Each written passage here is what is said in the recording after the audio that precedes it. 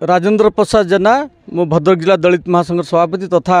राज्य कांग्रेस दलित नेता। आज आम धामनगर निर्वाचन मंडली जो फतेहपुर पंचायत जो राधानगर जेना साई जो दलित बस्ती आज आम रिलीफ सामग्री भद्रक जिला दलित महासंघ तरफ आम बंटन करुचु। आम सहित धामनगर नेता राजा बाबू अच्छा दलीय साथी मैंने अच्छा।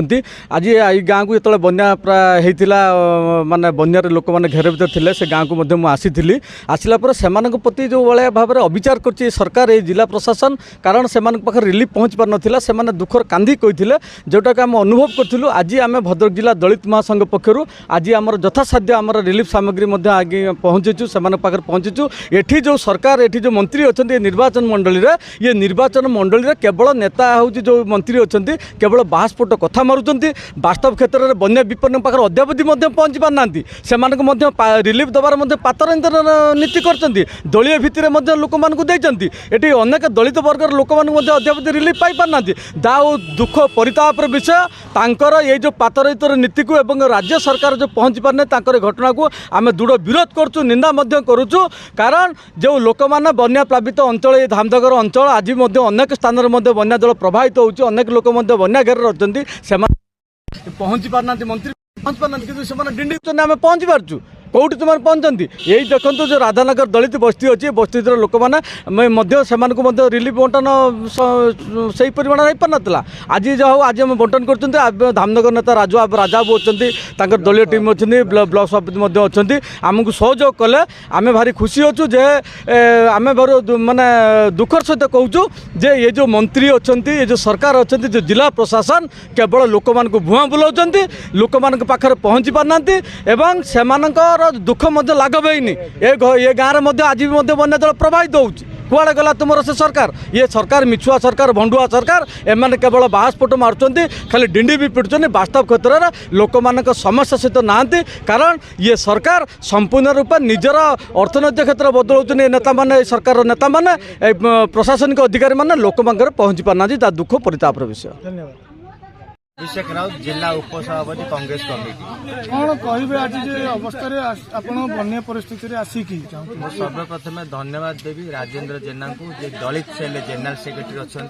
आम ब्लॉक सभापति श्री अरविंद नायक जो समय ये लोक मान पाखे सरकार आसिक पहुँच पारना जहाँ सी आसिक आज पहुँची फतेहपुर पंचायत जेना साई आज से रिलीफ बंटन कर लोक मान सुख दुख आज से ढड़ा से धामनगर कांग्रेस कमिटी धन्यवाद दूची एवं मु आशा करुँची आज मु अनुरोध कर गाँ रही जाइए किसी पंचायत किसी लोकों पाखे रिलीफ पहुँचनी मुझे आउे से पारे आमको किसी साहाଯ୍यर हाथ बढ़ातु से आम चिर कृतज्ञता एरियाटा होची धामनगर पंचायत मंत्री वक्तव्य देवाक चाहूँ मुझे ये हूँ कथा कुआ सरकार ये जो बन्या आसी गोटे बहुत बड़ बन्या हिसाब से लोक मान पाखे सरकार पहुँची पारि ना मीडिया माध्यम से बहुत बड़ बड़ कथा कहते किंतु बड़ दुखर विषय लोक मान पाखे बहुत जगह आज्ञा गोटे बिस्कुट पैकेट भी पहुँचनी कौटी क्या बा बिस्कुट पैकेट गोटे देते लोक मान घर भांगी जाइए पॉलिथिन पाई ना गो खाद्य आज जाए पहुँचनी अनेक पंचायत रे गो खाद्य पहुँचना कौ जगह किले अधे किले लेखा देते आम एक प्रतिनिधि दल गतकाली जाकि बीडीओ तहसिलदार पाखे पहुँची जहाँ आम मान बुलिकी देखीचु आम एक मेमोरांडम से आमको आश्वासन देते कलेक्टर को से भेटे नुआ कलेक्टर जॉइन कर जहाँ आम ग्रीवेन्स अच्छी से जनइबे ता नकले कांग्रेस दल तरफ आम कहीचु आम राजरास्ता को ओह्लैबू। धन्यवाद। इंदुमती मल्लिक आज दलित महासंघ पक्षर राजेंद्र प्रसाद जेना नेतृत्व जो बन्या पीड़ित राधानगर जेना साईर जो